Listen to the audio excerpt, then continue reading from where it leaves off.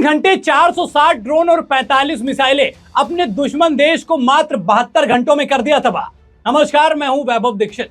सोचिए, अगर 3 घंटों में 460 ड्रोन हवा में जाएं और ब्लास्ट हो जाएं, लगातार 45 मिसाइलें किसी देश पर गिरे तो उस देश का हाल क्या होगा। यही हाल किया है रशिया ने यूक्रेन का।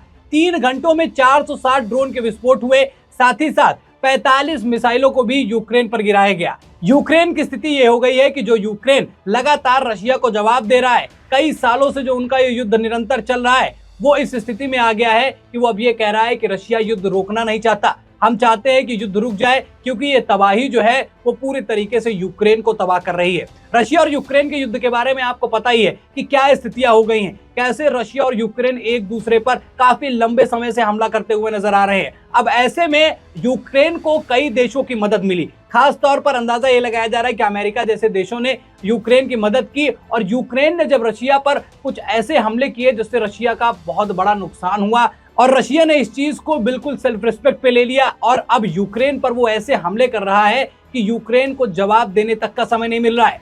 यूक्रेन पर हमले के बाद रशिया ने क्या कहा है, जरा ये भी सुन लीजिए। वहां के क्रेमलिन के प्रवक्ता हैं दिमित्री पेस्कोव, उन्होंने कहा कि यूक्रेन युद्ध हमारे लिए अस्तित्व का सवाल है, हमारी राष्ट्रीय सुरक्षा, हमारे बच्चों का भविष्य और पूरे देश के लिए। और ये बयान साफ दिखाता है कि रूस अब इस युद्ध को सिर्फ सीमाओं के विवाद के ऊपर नहीं मानता है, वो इस चीज को सेल्फ रिस्पेक्ट पर लेकर जा चुका है। अब मैं आपको बताता हूं कि जेलेंस्की ने क्या बोला। यूक्रेन के राष्ट्रपति हैं जो, उन्होंने कहा कि रूस के हमले की निंदा करते हुए उन्होंने कहा है कि रूस युद्ध को खत्म नहीं करना चाहता। उन्होंने पश्चिमी देशों से अपील की कि रूस पर दबाव बढ़ाया जाए और उनकी सैन्य क्षमताओं को सीमित किया जाए। जेलेंस्की ने रूस की शांति वार्ता की शर्तों को पुराने अल्टीमेटम बताते हुए खारिज कर दिया, जिसमें यूक्रेन से 4 क्षेत्रों से सेना हटाने, पश्चिमी मदद बंद करने और नाटो में शामिल न होने की मांग की। यूक्रेन और रशिया के युद्ध की वजह से स्थितियां ऐसी हैं कि लोग विश्व युद्ध तक की चीजें देखने लगे थे। उन्हें लग रहा था कि अब विश्व युद्ध की कगार पर अब हम आकर खड़े हो गए हैं, लेकिन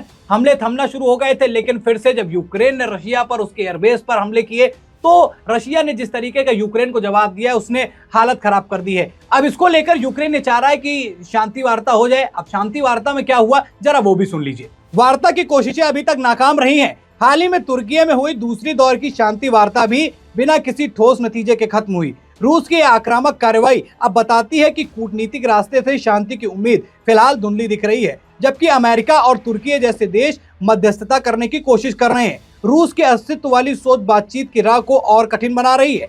ये साफ दिखा रहा है कि रूस जो है वो यूक्रेन पर किस तरीके से एक्शन ले रहा है, और यूक्रेन को खास तौर पर जो मदद मिली रूस के दुश्मन देशों से, उसके बाद जो यूक्रेन ने हमले किए रशिया पर, उसने इस चीज को बिल्कुल सेल्फ रिस्पेक्ट पर ले लिया है। और अब यूक्रेन जो है वो बेहद परेशान नजर आ रहा है, क्योंकि रूस ने एक के बाद एक ऐसी मिसाइलें दागी हैं, ऐसे ड्रोन दागे हैं, जिससे भारी नुकसान जो है यूक्रेन में हुआ है। और इस युद्ध का खामियाजा जो है वो वहां की पब्लिक जो है वो भुगत रही है। आपने कई खबरें देखी होंगी कि लोगों की मौतें हो रही हैं, कई लोग खाने के लिए तरस रहे हैं और खाने के लिए भी झड़पें हुई जा रही हैं। स्थिति ये हो गई है यूक्रेन में। क्या लगता है कि रशिया यूक्रेन युद्ध ये समाप्त होगा, या फिर इसका कोई एक बड़ा जो है साइड इफेक्ट देखने को मिलेगा, जिससे पूरे विश्व के देश इस युद्ध में इन्वॉल्व होंगे? और जो तृतीय विश्व युद्ध की बात हम करते हैं, क्या रशिया और यूक्रेन ही इसके जिम्मेदार होंगे? कमेंट करके अपनी राय जरूर बताइएगा। खबर में इतना ही। वीडियो को लाइक और शेयर कीजिएगा। चैनल पर आए तो चैनल को जरूर सब्सक्राइब कीजिए। फिर मिलते हैं नई खबर में, तब तक के लिए धन्यवाद।